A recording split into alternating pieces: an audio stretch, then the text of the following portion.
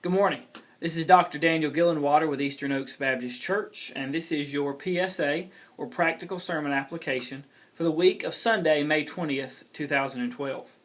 If you joined us yesterday here at Eastern Oaks for our worship service, you know that we looked at 1 Corinthians chapter 12 and Paul's discussion of the spiritual gifts. I want to read for you a passage today from 1 Corinthians chapter 12, verses 4 through 7. Paul says, "Now there are varieties of gifts, but the same Spirit. And there are varieties of service, but the same Lord.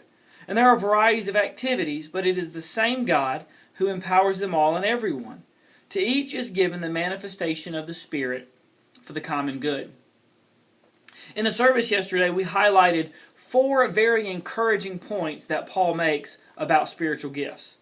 The first thing that Paul says is there are a variety of gifts. Now, this is great news because there are a variety of people, right? It doesn't take us long to realize we're not all the same. We like different things. We're good at different things. And that's great because there are a variety of different gifts. There are so many different things that you're good at.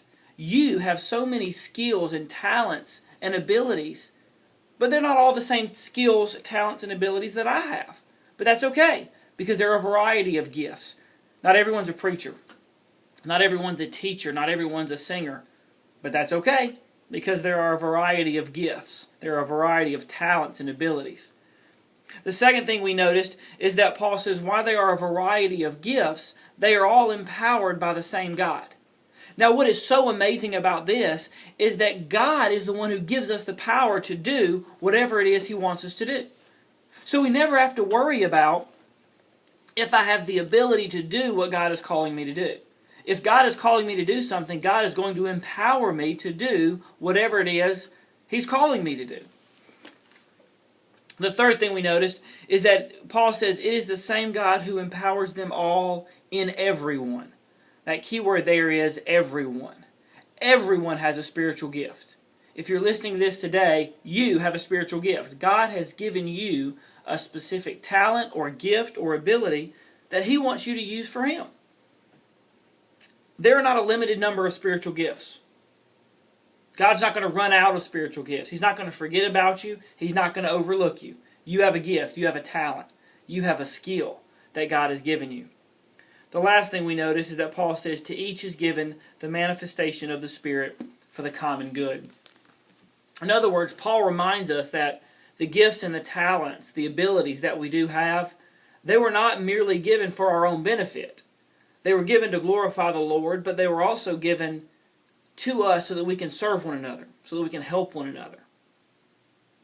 The challenge for each of us this week is to identify our spiritual gifts.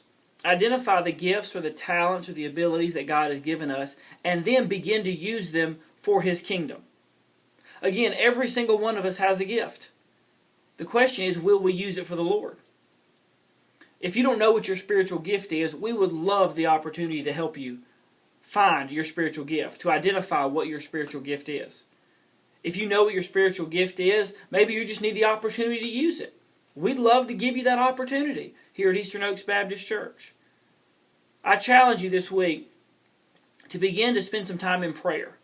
Ask the Lord to show you what gift, what ability He has given you. And then I challenge you to begin to use that gift. You see, the amazing thing about the spiritual gifts is that when we use the gift that God has given us, we find purpose. We find fulfillment in doing what God has called us to do. It really is a win-win situation. When we use the gifts that God has given us, God is glorified. So He wins. We find fulfillment in doing what God has created us to do. So we win. And we're serving each other. And so everyone wins. I challenge you this week, find out what your spiritual gift is if you don't know, and begin to use it. If you know what it is, find an opportunity this week to use your spiritual gift. And I guarantee that you will find fulfillment. You will find joy in doing what God has created you to do. But more importantly, the Lord will be glorified, and we'll be serving one another. I pray that you have a great week, and I look forward to talking to you again next week.